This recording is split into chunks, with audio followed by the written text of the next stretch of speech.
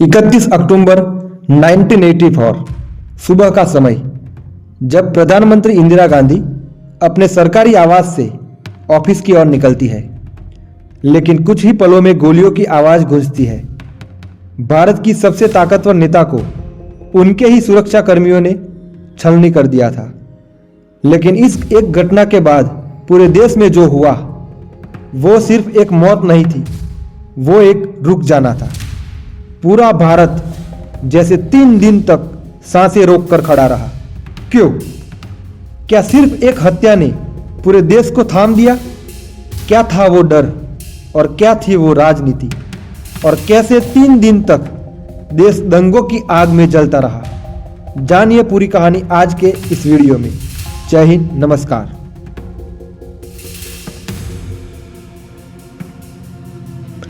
क्या हुआ था उस दिन सुबह, आइए जानते हैं। इंदिरा गांधी की हत्या देश के लिए सिर्फ एक बड़ी राजनीतिक घटना नहीं थी, बल्कि एक ऐसा ट्रिगर था जिसने पूरे देश को हिलाकर रख दिया था। 31 अक्टूबर की सुबह जब इंदिरा गांधी अपने घर से निकली, तभी उनके ही 2 सिख बॉडीगार्ड्स बेअंत सिंह और सतवंत सिंह ने उन पर 33 गोलियां दाग दी। उनकी हत्या के पीछे का कारण था ऑपरेशन ब्लू स्टार। जून 1984 में अमृतसर के स्वर्ण मंदिर में किया गया सेना का एक्शन, जिसमें कई सिखों की मौत हुई थी, और इसी घटना का बदला लिया गया। लेकिन इसकी कीमत पूरे देश को चुकानी पड़ी। लेकिन ये घटना कब हुई और उसके बाद क्या हुआ, आइए जानते हैं। घटना हुई 31 अक्टूबर 1984 को सुबह करीब 9:20 बजे। लेकिन असली तूफान तो इसके बाद आया। जैसे ही खबर फैली, राजधानी दिल्ली समेत देश के कई हिस्सों में तनाव फैल गया। 1 नवंबर से लेकर 3 नवंबर तक दिल्ली जलती रही। सिखों की दुकानों, घरों और गुरुद्वारों पर हमले शुरू हो गए। सिर्फ दिल्ली ही नहीं, कानपुर, भोपाल, इंदौर और अन्य शहरों में भी हिंसा भड़क उठी। पुलिस निष्क्रिय रही और कुछ जगहों पर आरोप लगे कि वो भीड़ को रोकने के बजाय बढ़ावा दे रही थी। और सबसे ज्यादा प्रभावित हुआ दिल्ली, राजधानी जो प्रधानमंत्री की सुरक्षा की मिसाल मानी जाती थी। वहां की सड़कों पर 3 दिन तक खून बहता रहा। दिल्ली के त्रिलोकपुरी, मंगोलपुरी और सुल्तानपुरी जैसे इलाकों में सिखों को उनके घरों से निकालकर मार डाला गया। उनके घर जला दिए गए। सिखों की पहचान उनकी पगड़ी, दाढ़ी अब जान का खतरा बन गई थी। कानपुर में भी 120 से ज्यादा लोग मारे गए। मध्य प्रदेश, उत्तर प्रदेश, बिहार और हरियाणा तक हिंसा फैल चुकी थी। ये सिर्फ दंगे नहीं थे, ये एक समुदाय को निशाने बनाने का एक सोचा समझा प्रयास था।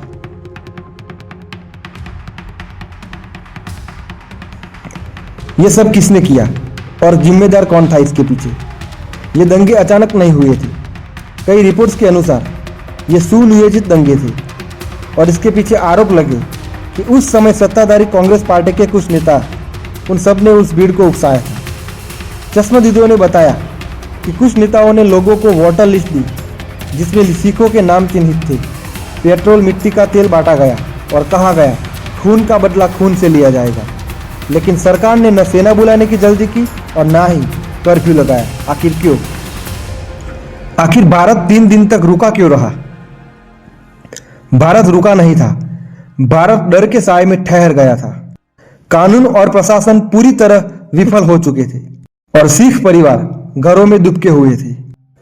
सिर्फ जान बचाने के लिए कुछ ने अपनी पगड़ियां उतार दी तो कुछ ने बाल काट दिए।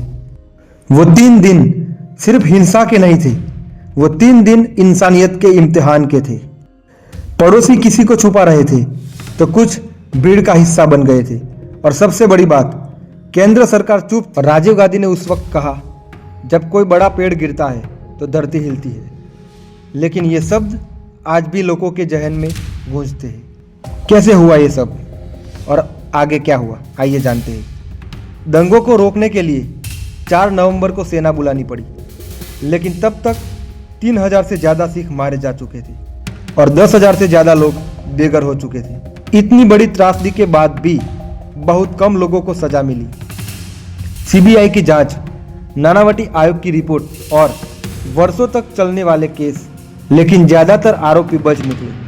सिख समुदाय के जख्म आज भी भरे नहीं हैं और हर बार जब 1984 का नाम आता है तब भारत की आत्मा एक बार फिर से कांप जाती है। भारत ने इंदिरा गांधी को तो खोया था, लेकिन उन 3 दिनों में देश ने अपनी आत्मा भी खो दी थी। क्या 1984 एक सिख नरसंहार था?